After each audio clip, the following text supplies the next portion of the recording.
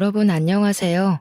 저는 나이 40대의 사연에 푹 빠져서 모든 사연을 섭렵하고 제 이야기도 한번 풀어볼까 싶어 기웃거리고 있는 여자입니다.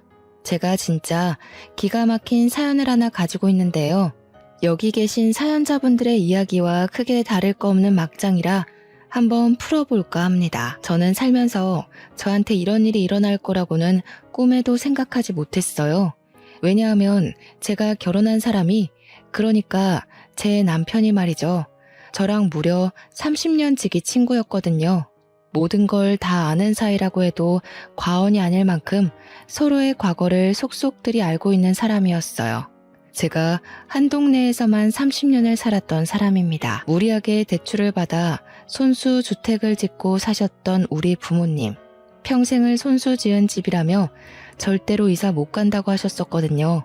그 동네에 살고 계신 사람들 대부분이 손수 지은 집이라며 그 터를 떠나지 못하시는 분들이긴 했어요.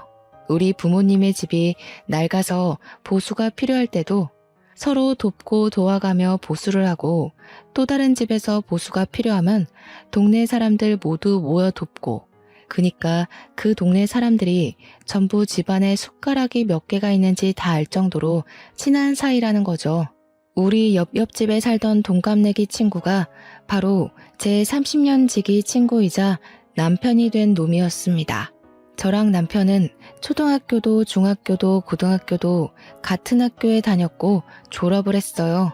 모든 졸업사진마다 남편의 얼굴이 떡하니 찍혀있는 걸 보면 얼마나 어이가 없는지 모릅니다. 물론 대학에 가서야 드디어 갈라지긴 했지만 그게 저희의 사랑이 싹트게 된 계기이기도 합니다.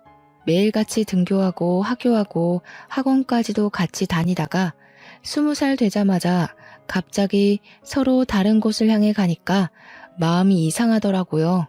등교하면서 같은 반 친구 욕도 하고 선생님 욕도 하고 시험 성적 서로 몇 점 나왔냐고 내기도 하고 해야 하는데 지하철역까지 혼자 걸어가고 수업 마치고 혼자 오는 길이 너무 길고 외롭게 느껴졌어요. 근데 그 마음을 제 남편도 똑같이 느꼈다는 거예요. 자꾸 머릿속에 제가 둥둥 떠다녀서 미친 줄 알았다고. 그래서 군대로 도망을 간 거예요, 이 바보가. 근데 군대에 가니까 서로에 대한 생각이 더욱 절실하게 나는 거죠. 결국 제가 못 참고 군대 면회를 갔다가 그날 서로의 마음을 털어놓고 이야기를 하게 되었습니다. 제가 그때 참았더라면 이 기가 막힌 일도 겪지 않았을 텐데, 아무튼 남편이 군인임에도 불구하고 연애를 시작했고요. 저는 바보같이 그 꽃다운 시절을 군대 간 남자 기다리느라 허비해야 했습니다.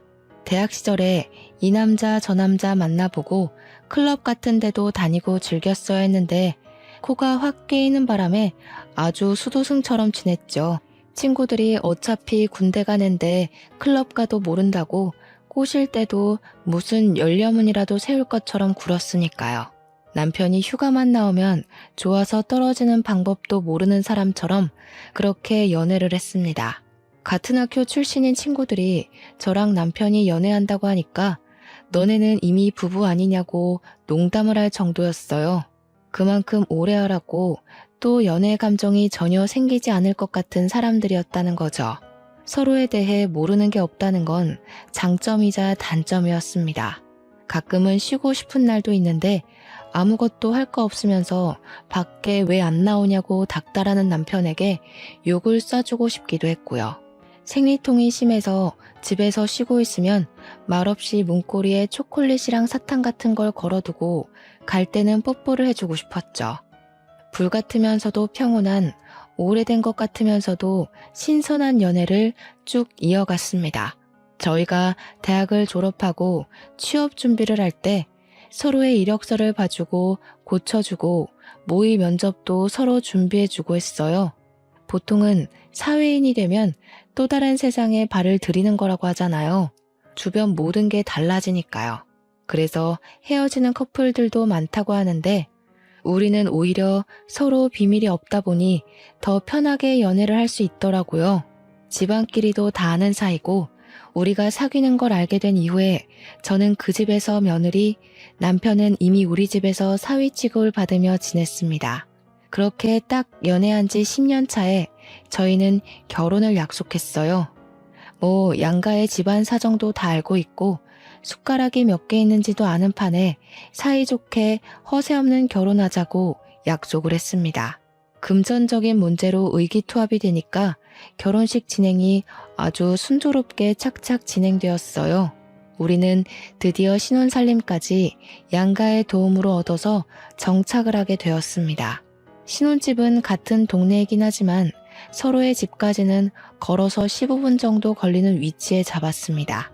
평생을 그 동네에 살아서 그런 건지 익숙한 동네를 떠나서 살고 싶지 않은 마음이 들기도 했고요. 부부싸움을 하게 되면 살벌하게 할 것 같아서 친정이든 시댁이든 가까운 곳으로 피신 가야 한다는 생각도 있었고요. 한 동네에서 오래 산 장점이자 단점이라고나 할까요? 거기만큼 편한 곳을 찾지 못하겠더라고요. 밤늦게까지 장사하시는 슈퍼집 아주머니와 언제 맡겨도 완벽하게 수선해주시는 세탁소 아저씨도 한몫하셨습니다. 남편과 저는 꽤 괜찮은 중견기업에 다니고 있었어요. 연봉도 매년 잘 오르고 직원 복지도 괜찮은 기업이었는데 저는 식품 쪽 사업부에서 일하고 있었고 남편은 패션 사업부 쪽이었습니다. 같은 계열사긴 하지만 건물은 다르게 위치하고 있어서 회사에서까지 남편의 얼굴을 마주 볼 일은 없었습니다.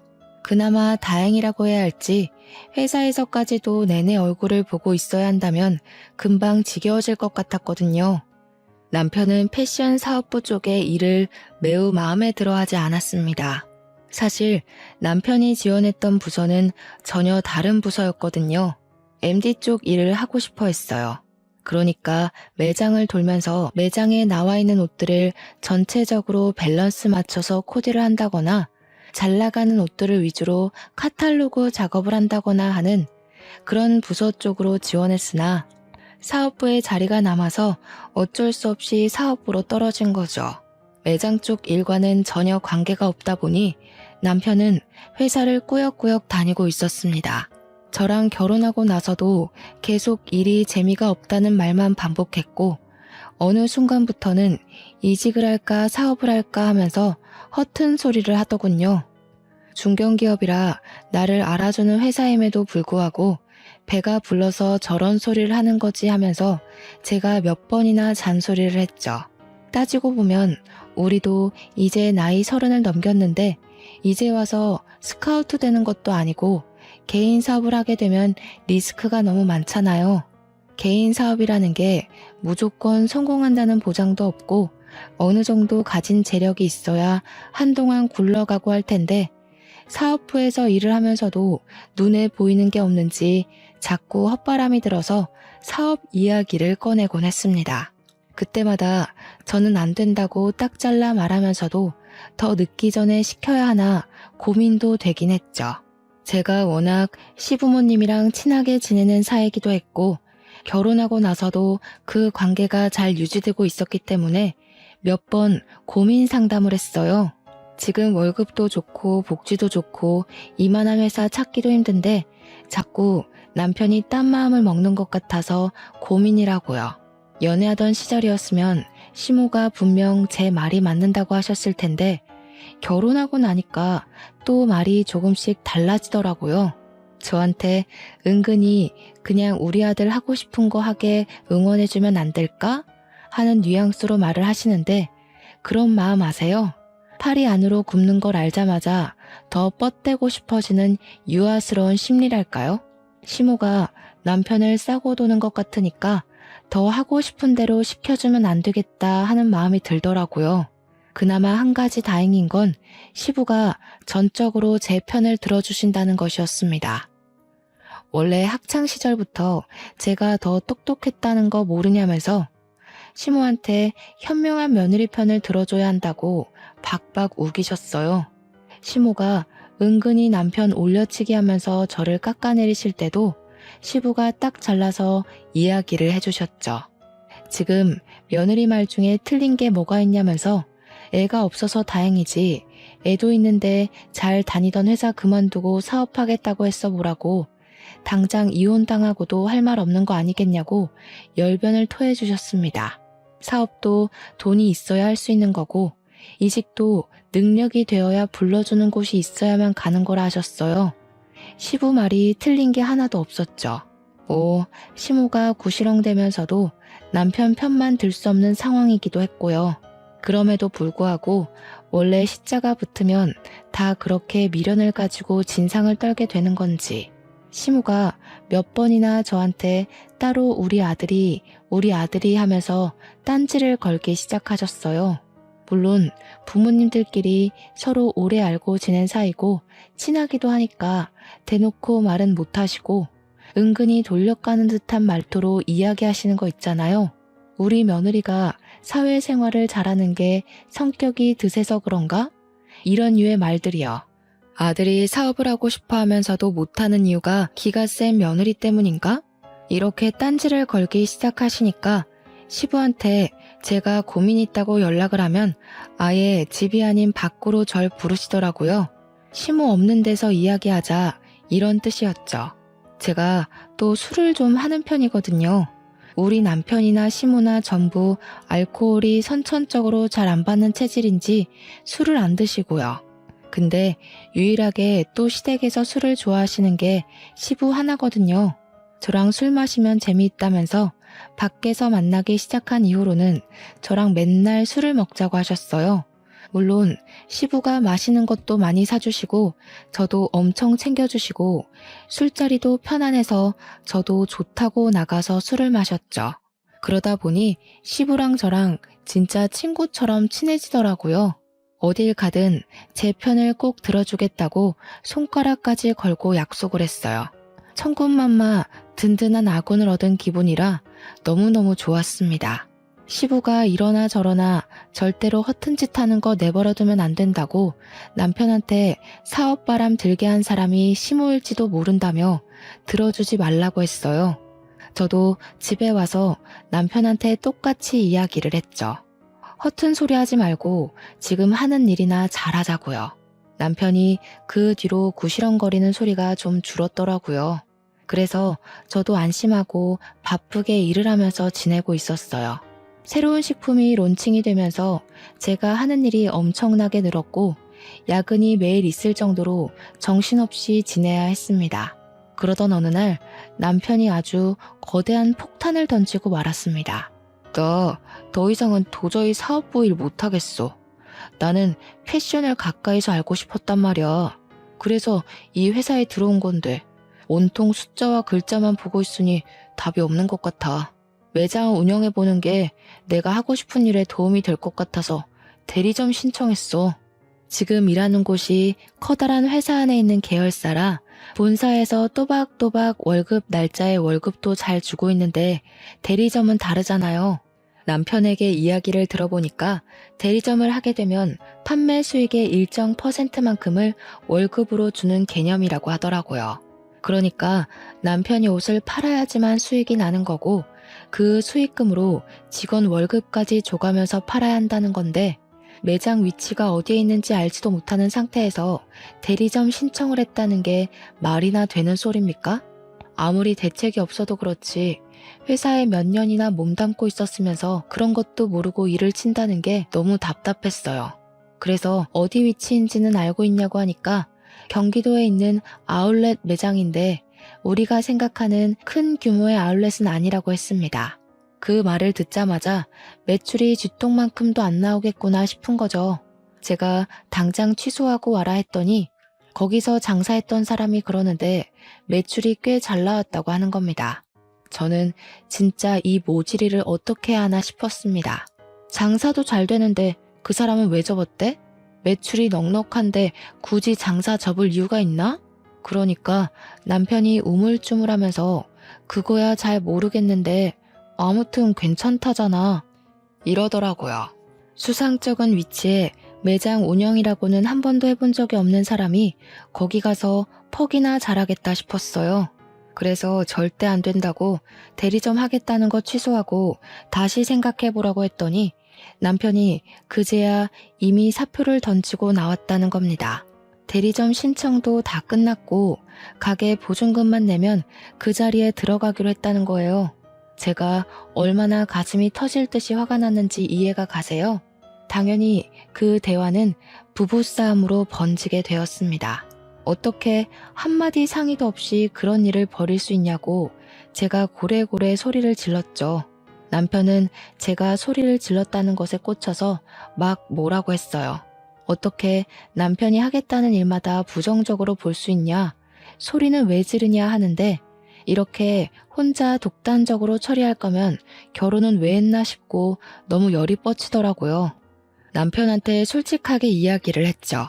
너 자리 잡으려면 못해도 몇 년은 걸릴 거 아니냐고요.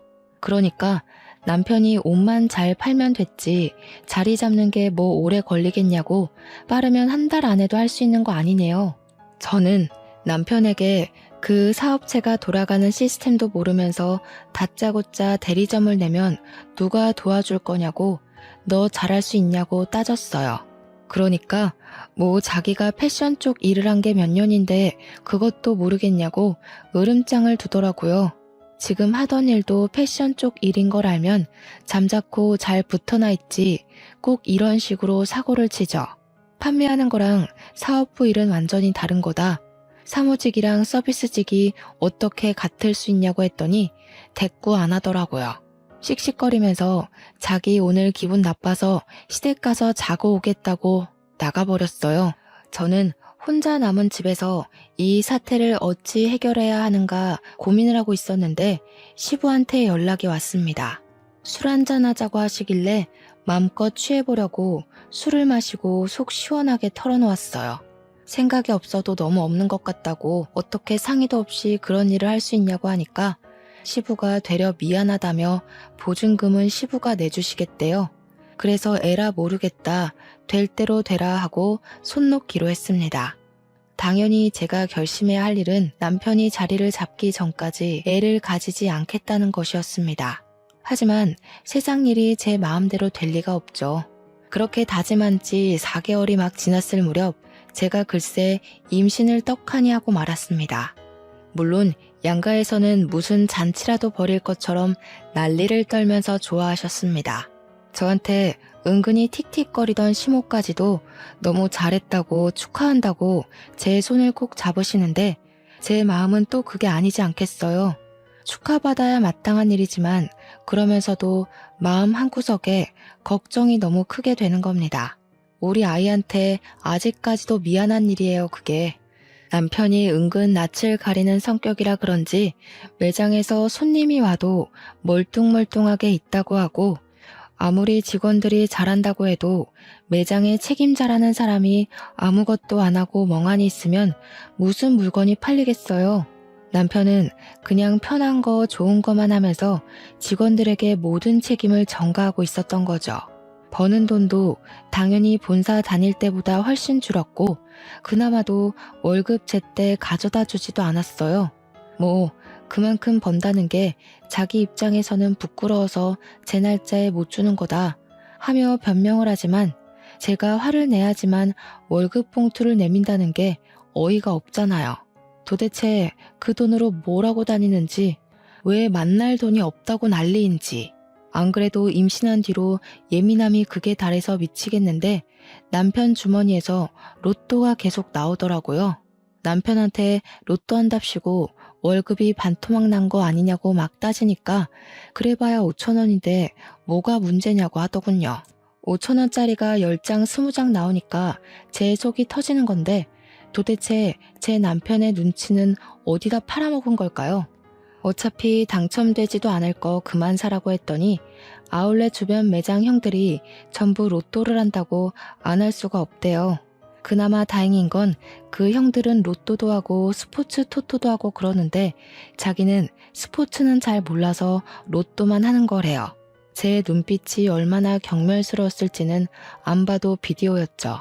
로또 용지 보니까 숫자도 제 맘대로 적혀 있길래 남편한테 번호 정해서 돌리는 거냐고 물어보니 자동이래요. 자동으로 해야 그나마 5,000원씩 잡힐 때가 있다면서 이를 드러내고 웃는데 도대체 누가 5,000원 벌겠다고 로또를 하나요?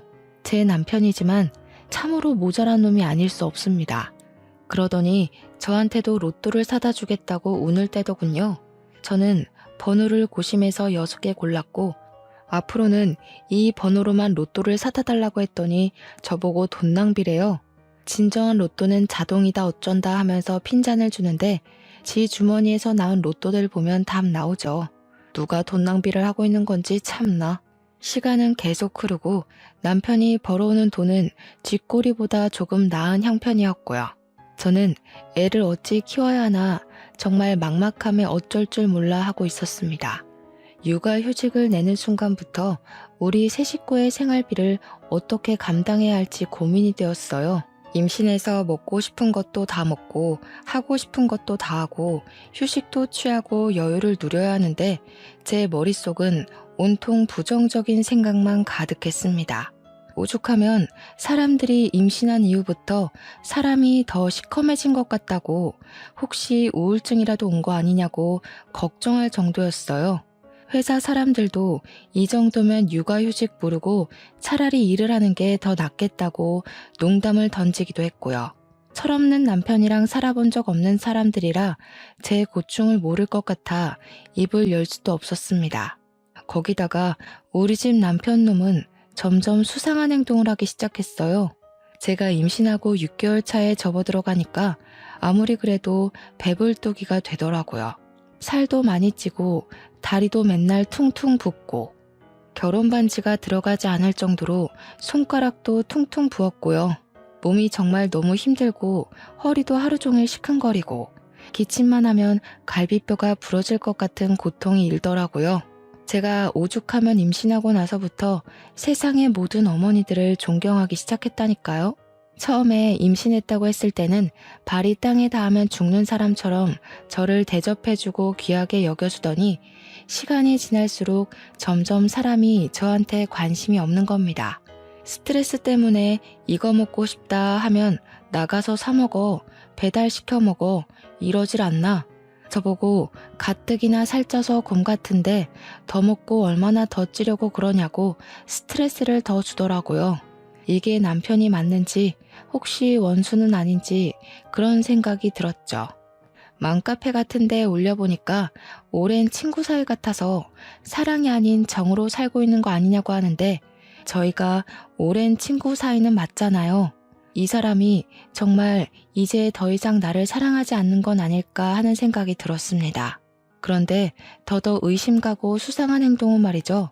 저에게는 세상 무관심한 사람이 행색은 엄청 번지르르하게 하고 다닌다는 거였어요. 평소에는 머리 감기 귀찮다면서 절대 하지 않던 포마드 같은 걸 발라서 싹 고정시키고 다니지를 않나. 행커치브 같은 것도 그날 코디에 맞춰서 일일이 갈아 끼우고 다니고 구두도 못 본 사이에 여러 켤레를 샀더라고요. 예전에 학창시절 때부터 우리 남편이 한 가지에 꽂히면 그것만 신던 놈이라 신발은 정말 딱 한 켤레만 사서 신던 놈이거든요. 그런데 뭐 기분에 맞춰서 로퍼를 신어야 되니 윙팁이 어쩌니 하면서 못 알아들을 소리만 하는데 이런 꼴을 보고도 의심하지 않을 여자가 있을까요? 거기다가 인터넷에 보니까 마누라 임신 기간에 남자들이 바람을 제일 많이 핀다고 하대요. 저도 워낙 돌려 말하는 성격은 아니라 신이 난 남편한테 너 바람 났니? 하고 물어봤어요. 그러니까 남편이 갑자기 딱 정색하면서 무슨 그런 소리를 하냐고 기분 나쁘다면서 출근한다고 나갔습니다. 뭔가 티나게 어깨도 굽고 갑자기 정색하면서 아니라고 하는 게 오히려 더 의심 가고 믿음이 전혀 안 가는 거죠. 그러더니 그날부터 매장에서 마무리하는 직원이 일을 그만두었다고 본인이 마무리 매출까지 정리하고 퇴근해야 한다고 늦는데요. 매장에 직원이 셋이나 있었는데 하나 빠진다고 남편이 모든 일을 다 떠맡게 되는 건 아니잖아요.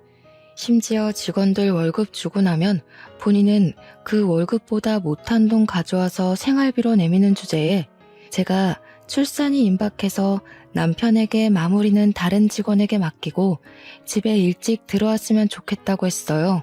물론 아이가 언제 태어날지 모르긴 하지만 낮에는 그래도 시댁이니 친정 식구들이 가까이 있어서 상관없는데 밤은 이야기가 다르잖아요. 시부모님도 친정 부모님도 일찍 주무시는 편이고 남편 아니면 구급차를 타야 하는데 그럼 꼭 남편 없이 혼자 실려가는 기분이 들 것 같고 이래저래 출산 막달이니까 일하는 시간을 줄이고 옆에 있어 달라고 했죠. 그랬더니 남편이 저한테 자기가 돈을 많이 벌어야 애도 키우고 하지 않겠냐는 겁니다. 그런 마음이 있었으면 애초에 사표를 던지지 말았어야 하는 거 아닌가 싶었지만 싸움하기 싫어서 입 밖으로 꺼내진 않았습니다. 저한테 그 정도는 이해해주라고 제가 육아휴직을 내면서 생활비도 모자란데 2배는 더 벌어야 하지 않겠냐고 하더군요. 그런데 아무리 바빠도 제가 출산하는 날에 병원을 와야 하는 거 아닌가요? 진통이 시작돼서 결국 구급차 타고 산부인과에서 보호자 연락을 받은 양가 부모님이 죄다 오셨는데 남편만 오지 않았어요. 제가 진짜 너무 어이가 없어서 진통을 하는 내내 눈물이 막 나오더라고요. 아프기도 하고 서럽기도 하고요. 오죽하면 우리 아들 하면서 챙기는 시모도 우리 부모님 앞에서 어쩔 줄 몰라 하더라고요. 의사도 간호사도 남편분 찾는데 이 원수는 일이 바쁘면 얼마나 바쁘다고 마누라 출산하는 날 나타나지도 않는지 조리원에 가서도 진짜 많이 서운했어요. 다른 남편들 7시면 퇴근해서 조리원으로 찾아오는데 우리 남편은 밤 11시나 돼야 슬슬 기어 들어오는 겁니다. 너무 늦게 오니까 조리원에서 문단속 하시는 분들이 불편해하고 신랑분이 너무 늦게 오신다고 하는 게 그게 다 구박처럼 들렸어요. 남편이 늦게 오니까 애도 못 보고 프로그램 참여도 못하고 제가 진짜 서운했어요. 남편이라고 일주일에 7번 출근하는 건 아니지 않겠어요. 쉬는 날에 조리원 프로그램 좀 참여하려고 했는데 쉬고 싶다면서 집에 가버리는 거예요. 조리원에 저 혼자 두고서 쉬고 싶다고 가버리는데 너무 어이가 없었습니다. 조리원 퇴소에서는 더 막장이었어요. 저는 애 보느라 정신이 없는데 남편이라는 놈은 자기 피곤하다고 작은 방 가서 자버리는 게 아니겠어요? 저는 울고 보채는 애 달래고 놀아주고 안아주고 하느라 정신이 없는데 회식이 있었다면서 술을 먹고 들어오질 않나 저한테 주는 건 로또 한 장이 끝이었습니다. 저한테 미안하다는 소리 한마디 없었어요. 엄청나게 짜증나고 서운하고 저는 애 돌보는 기계가 된 느낌까지 받고 이게 바로 산후 우울증이라는 사실을 몰랐습니다. 아기를 한 6개월쯤까지 키웠을 때 우리 부부는 거의 대화를 하지 않게 되었어요.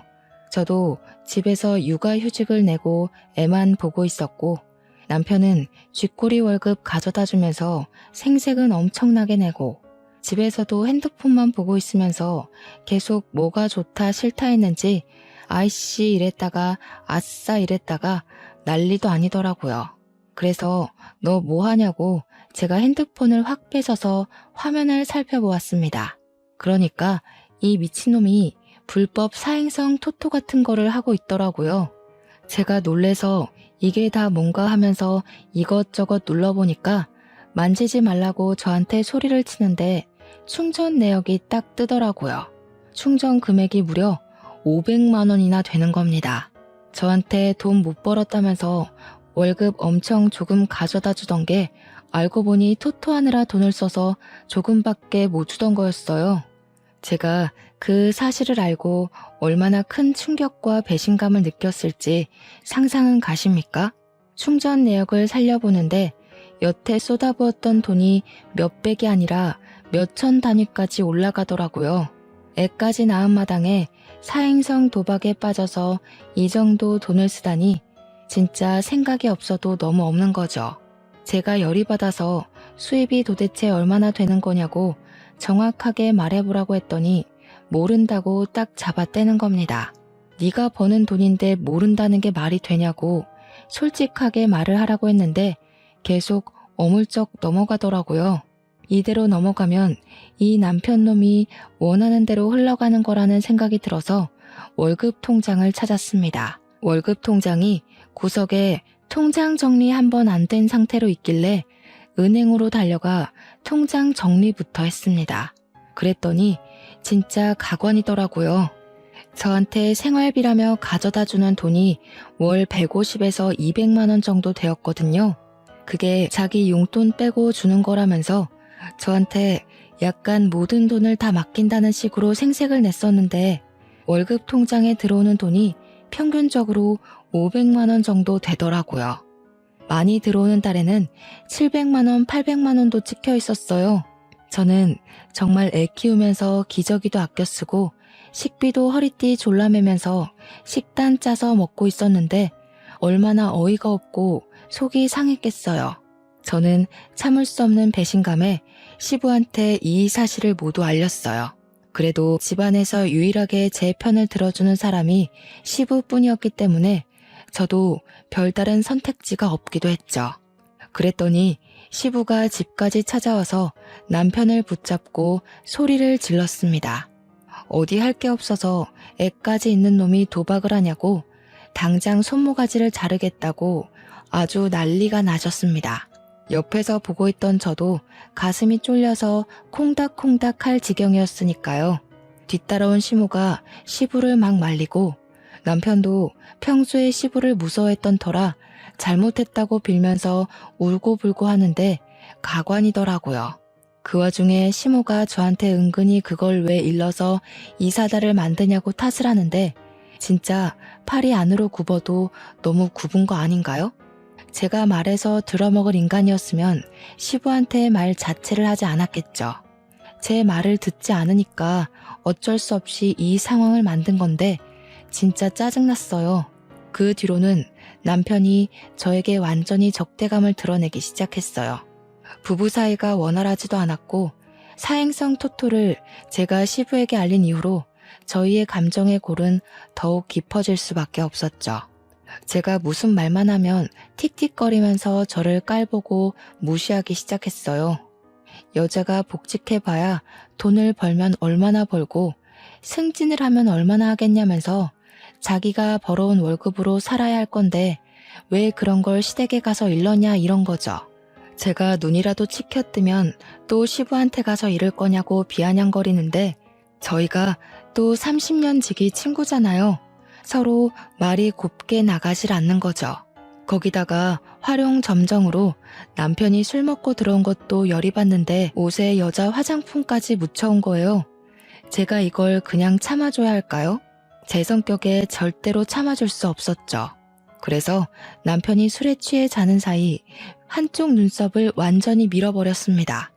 아침에 일어나서 식겁을 하면서 저한테 야 미쳤냐? 하면서 달려드는데 저도 옷에 묻은 화장품 보여주면서 네가 더 미친 거 아니냐고 했죠.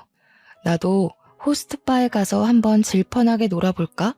하면서 소리 지르니까 씩씩거리면서 한쪽 눈썹 손으로 가리고 출근하더라고요. 퇴근할 때 보니까 눈썹이 곱게 그려져 있길래 누가 그려줬냐고 화를 내니 매장 여직원이 그려줬대요. 이 눈썹을 하고 어떻게 손님을 받고 일을 하겠냐면서요. 그렇게 서로 으르렁거리며 지내다가 아기가 돌쯤 됐을 때 돌잔치 준비를 하다 보니 그날 입을 우리 아기 옷이 없더라고요.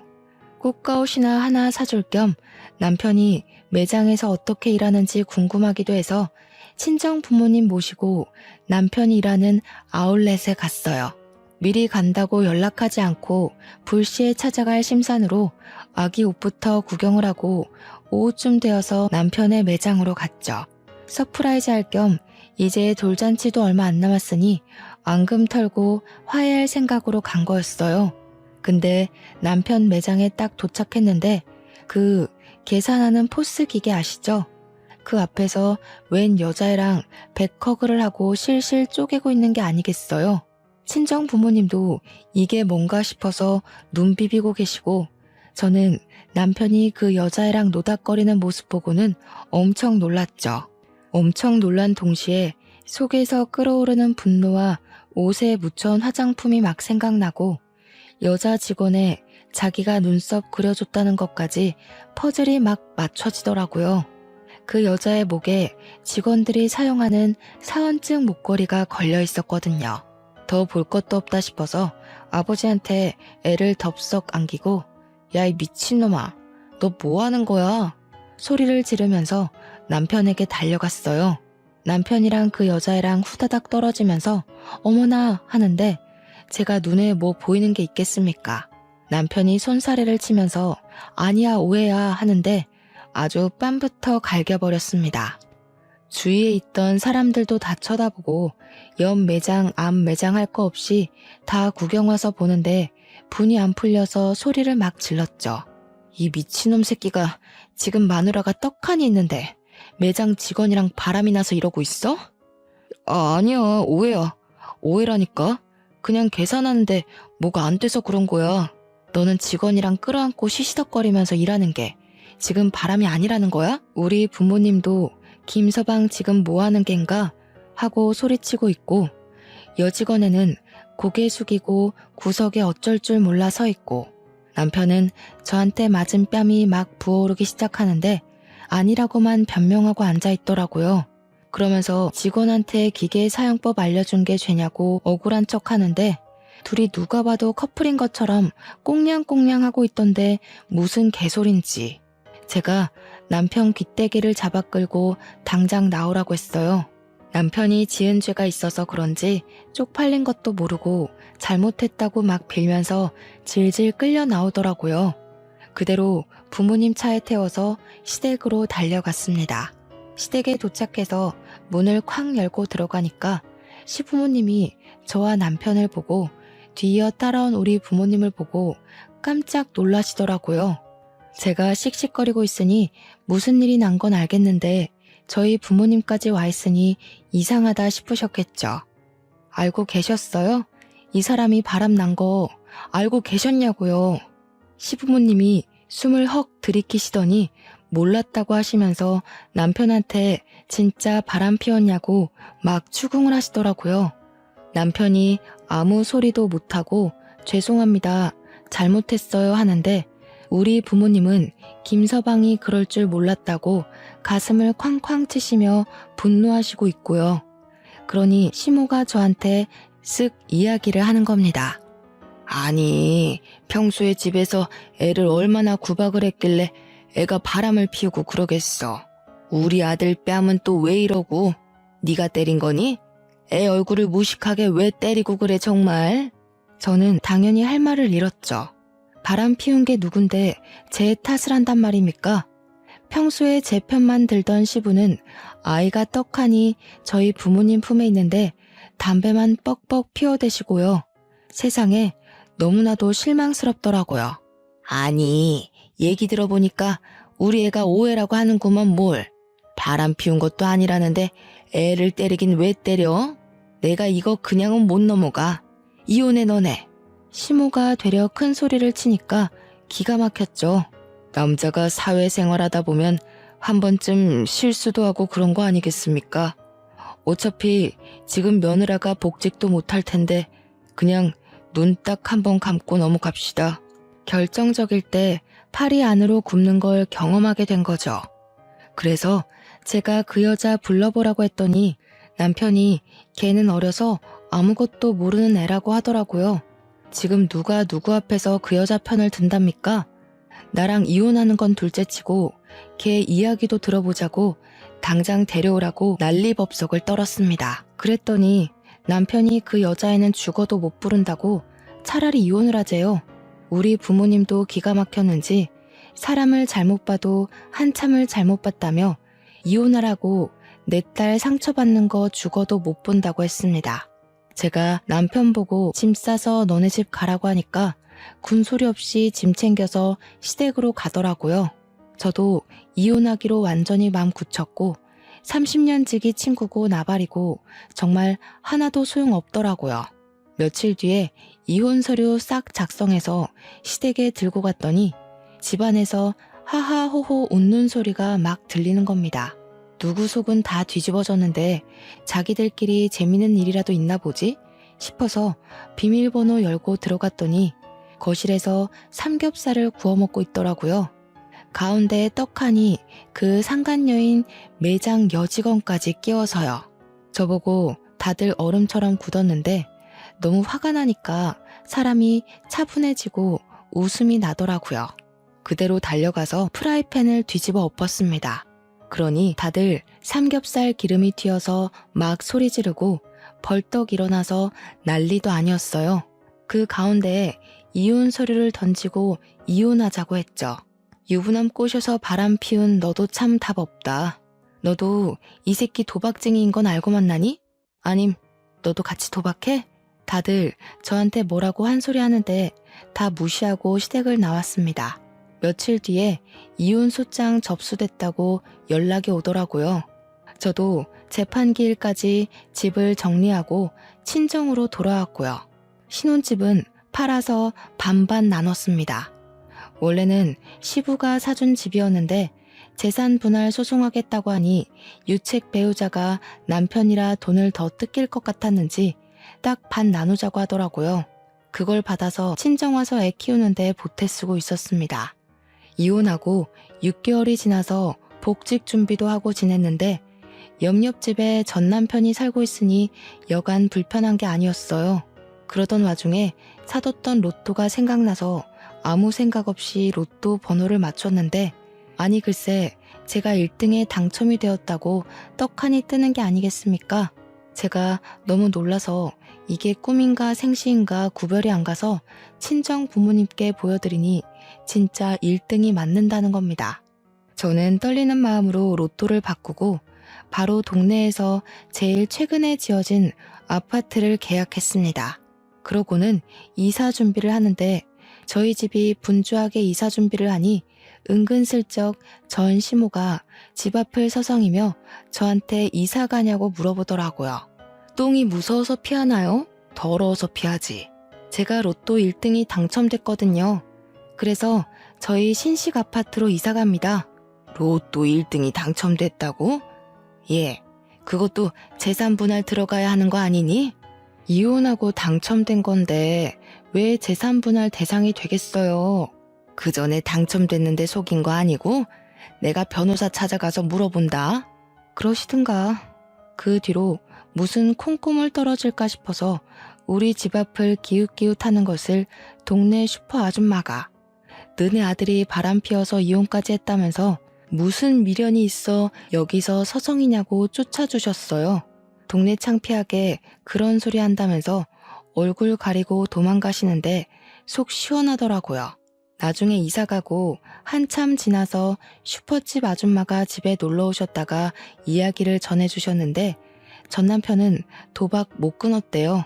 월급은 들어오는 대로 죄다 날리고 돈은 없고 빚만 늘어나니까 상간녀도 헤어지자고 도망갔다고 하대요. 시모는 동네에 아들 바람 피운 거 죄다 소문내서 쪽팔려서 못 살겠다고 난리고 시부는 돈 없는데 이사를 갈 수도 없고 미치겠다고 맨날 술만 드신대요. 저랑 이혼하고 아주 집안 꼴이 말도 아니죠. 이래서 인과응보라는 게 존재하는 건가 봅니다. 저는 무사히 복직을 했고 남들보다 더 열심히 노력한 덕분에 승진도 했어요. 한 우물만 깊게 파다 보니 제 능력을 인정받는 날이 이렇게 찾아오곤 하네요. 벌써 우리 아이는 말도 곧잘하고 아빠의 부재를 잘 받아들이고 지내고 있습니다. 언젠가는 좋은 사람 만나서 우리 딸에게 꼭 필요한 아빠를 만들어주고 싶은 마음도 있어요. 새로운 사랑이 찾아오는 그때까지 열심히 보면서 기다리겠습니다. 여러분도 그때까지 가정의 평화를 잘 지키시고 바람 피우는 놈은 절대로 봐주지 마세요. 제 이야기는 여기서 마치겠습니다.